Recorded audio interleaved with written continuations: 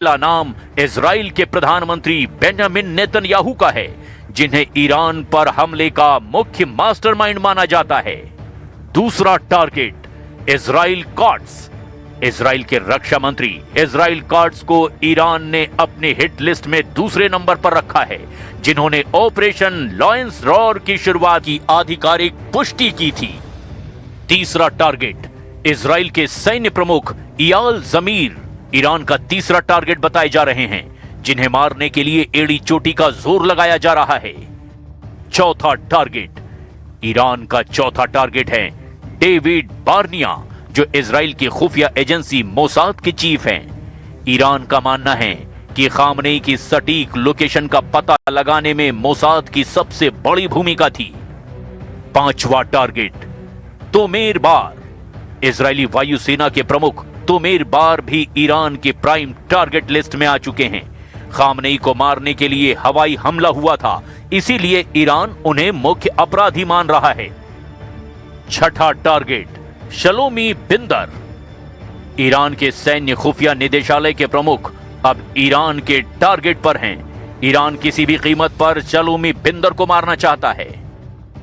सातवां target इत्जिक Cohen.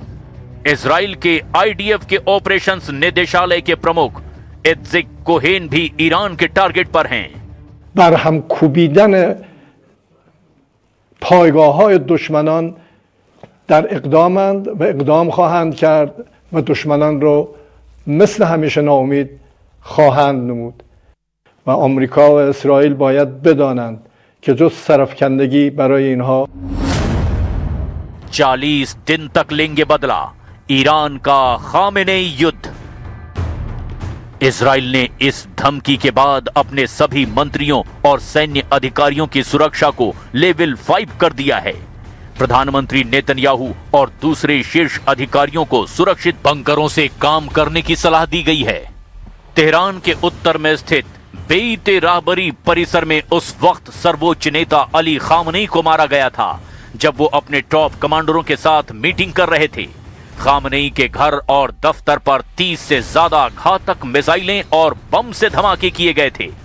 Report के मुताबिक हमला उस वक्त हुआ जब खामनेई परिसर के भीतर एक बहुत ही सुरक्षित अंडरग्राउंड कमांड सेंटर में उच्च स्तरीय सुरक्षा बैठक कर रहे थे। इजराइल ने F-35 स्टेल्थ फाइटर जेट का इस्तेमाल करके खामनेई पर हमला करने का काम किया, जिससे विशेष बंकर बस्टर मिसाइलें दागी गई। ये मिसाइलें कई फीट कंक्रीट और जमीन को भेद कर गहराई में विस्फोट करने में सक्षम हैं। माना जा रहा है कि मोसाद ने ह्यूमन इंटेलिजेंस और उन्नत उपग्रह निगरानी के जरिए खामनेई की सटीक लोकेशन और मीटिंग के समय का पता लगाया था। इस हमले के बाद तेहरान का वो इलाका पूरे मलबे में तब्दील हो गया और सुरक्षा कारणों से IRGC ने पूरे परिसर को सील कर दिया। हमले वाली जगह पर अभी भी फॉरेंसिक और सुरक्षा टीमें जांच कर रही हैं। खामनेई की मौत के बाद ईरान ने 40 दिन का शोक और 7 दिन की छुट्टी का ऐलान कर दिया है। खबर तो यहां तक है कि ईरानी सेना अब अपने इतिहास के सबसे खौफनाक हमले करने जा रही है। खामनेई की मौत का बदला लेने के लिए ईरान में एक मस्जिद में लाल झंडा फिर से फहराया गया है। ये झंडा मुख्य रूप से ईरान के पवित्र शहर कोम में स्थित जमकरण मस्जिद के गुंबद पर फहराया गया। ईरानी परंपरा और शिया इस्लाम में जमकरण मस्जिद पर लाल झंडा फहराने का एक बहुत ही गहरा और गंभीर अर्थ होता है। ये झंडा बदले का प्रतीक है।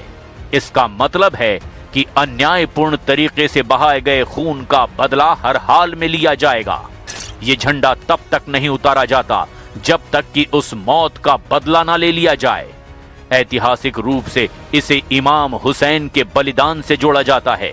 यह अमेरिका और इजराइल के लिए एक सीधी सैन्य चेतावनी है कि ईरान अब अनलिमिटेड जवाबी कार्रवाई के दौर में प्रवेश कर चुका है।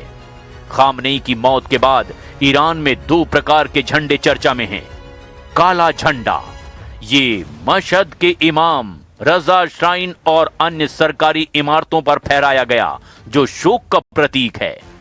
लाल झंडा, ये जमकरण मस्जिद पर फहराया गया, जो ये दर्शाता है कि शोक अब बदले की कार्रवाई में बदल चुका है। IRGC ने इस झंडे को फहराए जाने के बाद बयान दिया कि इमाम यानी खामनेई के कातिलों को पकड़ने वाला हाथ अब पीछे नहीं हटेगा। कुछ रिपोर्ट्स में दावा किया गया कि ईरान शोक के 40 दिन तक इजराइल और अमेरिकी अड्डों पर लगातार हमला करता रहेगा। अब तक ईरान ने इजराइल को मिलाकर 12 देशों पर हमला किया है। ईरान का दावा है कि उसने अमेरिका के 27 सैन्य अड्डों पर हमले किए हैं।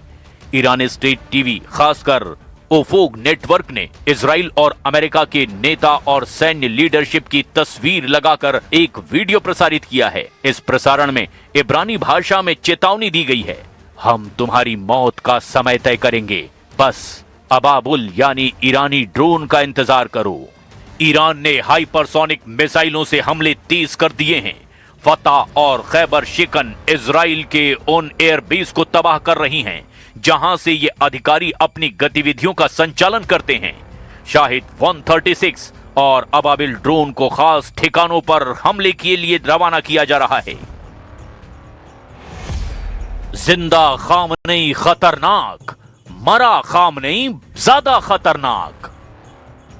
इसमें कोई शक नहीं कि अली खामनेई को मारकर अमेरिका और इजराइल ने बहुत बड़ी बढ़त हासिल कर ली है, लेकिन यह भी हकीकत है कि जिंदा खामनेई अमेरिका और इजराइल के लिए जितना खतरनाक था उससे कहीं ज्यादा खतरनाक अब मारे जाने के बाद हो चुका है। 86 साल के सुप्रीम लीडर को मारना एक तरह से इजराइल और अमेरिका पर भारी भी पड़ने लगा है। ईरान ने 24 घंटे के अंदर इजराइल समेत 12 देशों पर हमले तेज कर दिए हैं। सुपर पावर अमेरिका और आधुनिक घातक हथियारों से लैस इजराइल से ईरान अब अपने दम पर ही अकेले मुकाबला कर रहा है। खामनेई के मारे जाने के बाद से ईरान के मोर्चों पर तैनात हर कमांडर और उसका बल इस वक्त खुद को ही खामनेई समझकर इजराइल और अमेरिकी अड्डों पर भीषण हमले कर रहा है।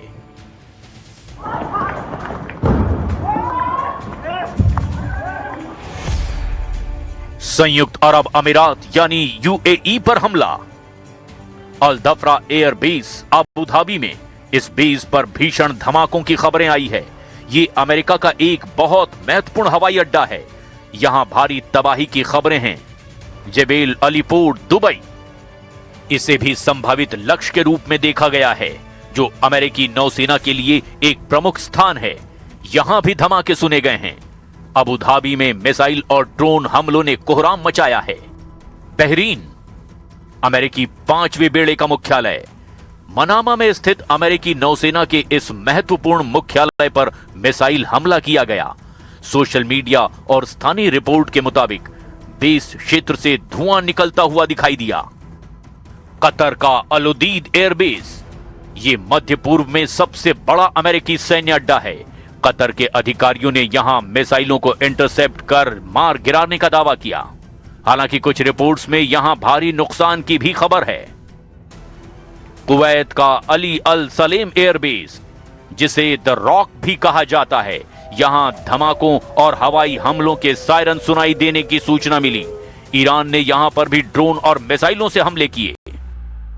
इराक का एन अल असद एयरबेस, पश्चिमी इराक में स्थित इस अमेरिकी बेस को निशाना बनाया गया। यहां भी भारी नुकसान की खबर है।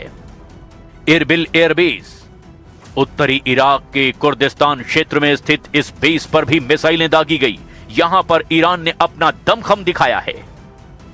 इजराइल पर हमला।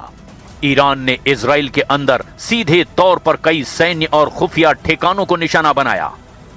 नेवातीम एयरबेस, दक्षिण इजराइल में मौजूद, जहां पर F-35 विमान तैनात रहते हैं, यहां पर भी हमला हुआ। नेवातीम एयरबेस, जहां F-35 लड़ाकू विमानों के हैंगर हैं, यहां भी इन्हें निशाना बनाने की खबर है। रामत डेविड एयरबेस, उत्तरी इजराइल में मौजूद मुख्य वायुसेना का केंद्र है। हाइफा पोर्ट, यहां के नौसैनिक बुनियादी ढांचे पर हमले की खबर है। मोसाद मुख्यालय, तेल अवीव के पास मौजूद इजराइल की खुफिया एजेंसी के मुख्यालय को भी ईरान ने निशाना बनाया। तेल अवीव में ईरान के कई राउंड हमले की खबर है। जॉर्डन, मुअफ्फाक अल सॉल्टी एयरबेस पर मिसाइलें गिरने और जॉर्डन के हवाई रक्षा तंत्र द्वारा कुछ मिसाइलों को मार गिराने की खबरें हैं। यहां भी ईरान ने गजब हमला किया।